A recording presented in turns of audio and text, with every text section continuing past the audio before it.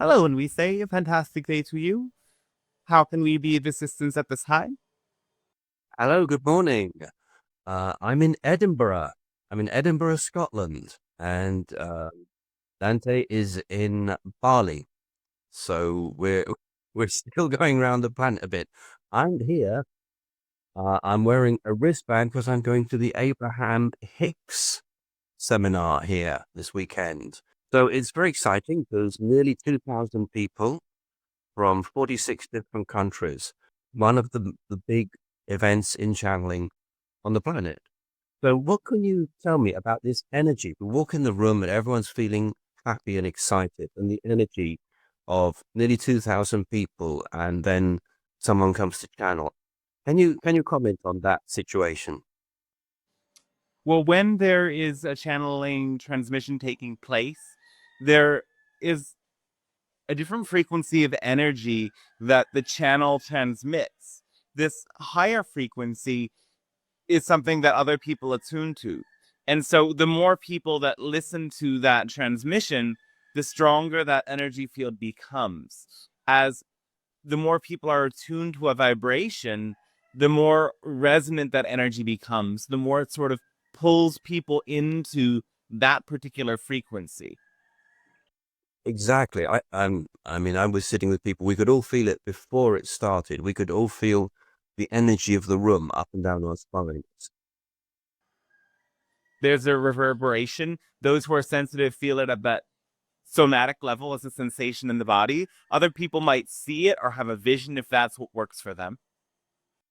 Right. Yes.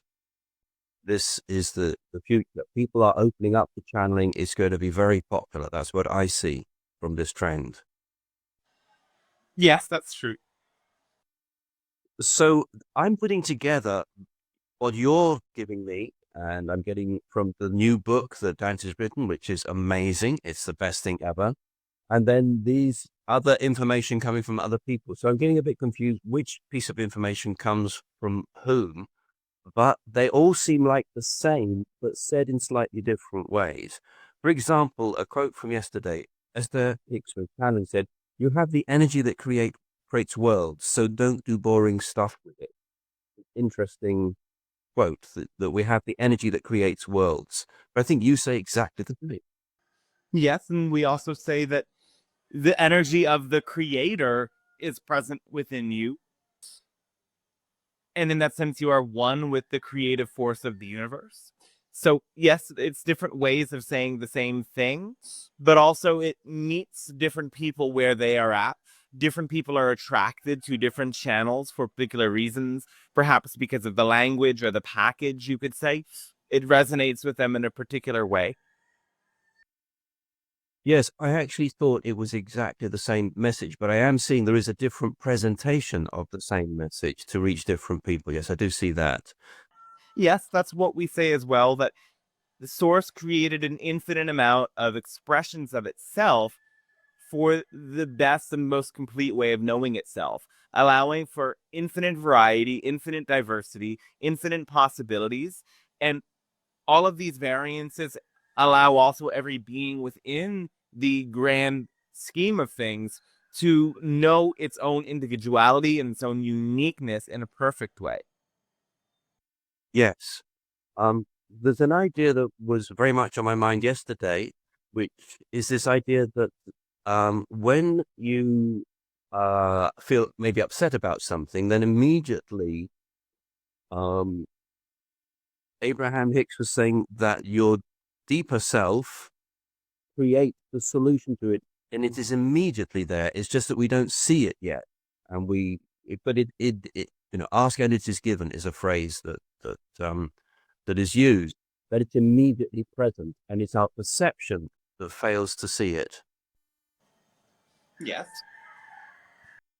So that is quite a powerful way of looking at the world. That we have each of us a guiding inner self that has set up exactly the answers to what we're looking for, even if we haven't precisely found it ourselves. and that guides us step by step there. Yes, all of the answers are within you. The reason that everything happens is present within you. There's a lesson in every experience. There's a solution to every experience as well. And when you recognize that you're always gaining from the process, that even when something you don't prefer happens, or you lower to a more challenging emotion, in that moment, you're still expanding in the grand scheme of things. The biggest expansion over a long term comes from a cycle of many small contractions and then expansions, getting a little bit bigger, a little bit more complete every time. But that long term trajectory of growth isn't possible without the little contractions that happen along the way. So when you understand that, then when these things come up for you, you can not judge it, not resist it, knowing that resisting the contraction makes it worse, whereas embracing it as part of the process allows you to gain from that moment and from that energy as well. Right. Yeah. Another thing that cropped up, I noticed people's language, especially before, people are very addicted to saying things that don't help. And I just noticed that even, or maybe especially, the people who go to these seminars are going round and round in circles, saying things that are very different from what they've obviously heard over and over. And I think also that's something with all the people who consult, like you, for example, sometimes they come back with the same question again and again and again. They seem so blocked and going round in circles in exactly the same words and not realizing that they're stuck. Well, it's less about words and more about ideas. And the words are just the way that those ideas express themselves. Ideas are become belief systems, as we've said, they become something that is very programmed into your own consciousness. And people repeat it over and over again, as that's the nature of beliefs. They are cyclical. They are like wheels that recur. And when you interrupt their spinning, you deconstruct them slowly over time, getting to more and more precise clarity. Though, yes, sometimes that cycle needs to play out again in order to gain that clarity, gain that perspective. Yes. Yeah. And I did notice that some of the people there would be seeking approval for how well they're doing. And Abraham would scold them and saying, yes, but look, this is not working. And I realized that I'm feeling great from where I've come from. But there seems to be more possibility. There's always more. Within this life and beyond this life, the soul will continue to expand, continue to raise to new levels of frequency, experience greater depth, experience deeper connection. So you never reach the destination, though you do, in a way, satisfy yesterday's desires, you achieve yesterday's goals. And if you don't dare yourself to dream more, then yes, there's the risk of becoming complacent. Though that's why sometimes things get stirred up, because in the stirring of the pot, new desires, new intentions are awakened that allow you to continue to expand. Great, thank you. I have any comments about Edinburgh. Some people were noticing how many inventions and how much progress for humanity has come from Scotland and Edinburgh, for example. Alexander Graham Bell invented the telephone here and lots of other things. Is there a special energy in Edinburgh that you'd like to tell us about? There is an energy of innovation, there's an energy of ingenuity, there is a practical quality to the people of Scotland that allows them to really work towards finding solutions. There is a mystical energy as well from the time of the Druids that's held very precious and is kept circulating and alive through the presence of the many stone circles and the ancient artifacts and power places that are present there.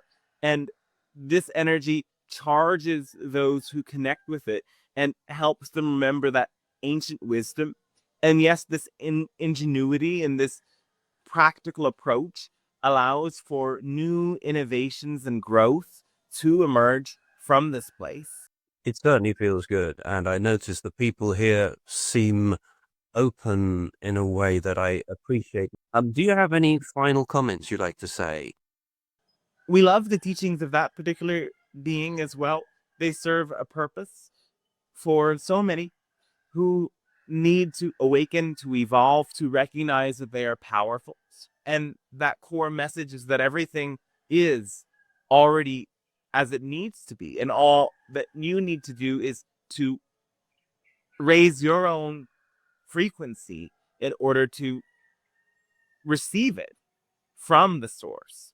And this aligns with what we say of acting on your own greatest passion, power, pleasure, purpose, peace, and so on. Yes, whatever brings you into the greatest felt presence of connection to that source of unconditional love. That's the best way to raise your frequency. That's the best way to create and manifest.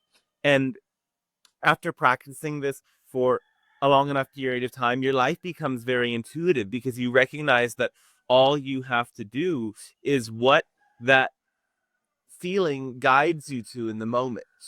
Whatever that heart expansive quality calls you to act upon is what is most relevant for you. And by getting in that flow, yes, a lot of the questioning falls away. Though, in order for people to become masters of this, there have to also be those people who continue to ask the questions, who continues to step into that vulnerable hot seat and risk appearing as if they are someone who didn't quite get it, so that others can benefit and become masters. And a master is somebody who is a very clear teacher of that guidance. So be thankful for them as well, as they are what helps you to become a teacher of this way.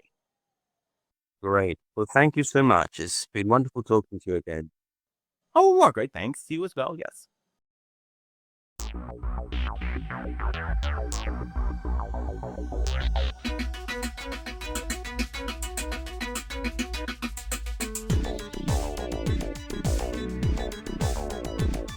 On the spaceship of Babel, we are gliding through the stars on a 5-year mission beyond Jupiter and Mars. A celestial encounter on a future Noah's Ark, and you won't hear us coming as we whisper in the dark. There's an Ewok close behind me as we try to disembark here. Obi-Wan Kenobi as we whisper in the dark.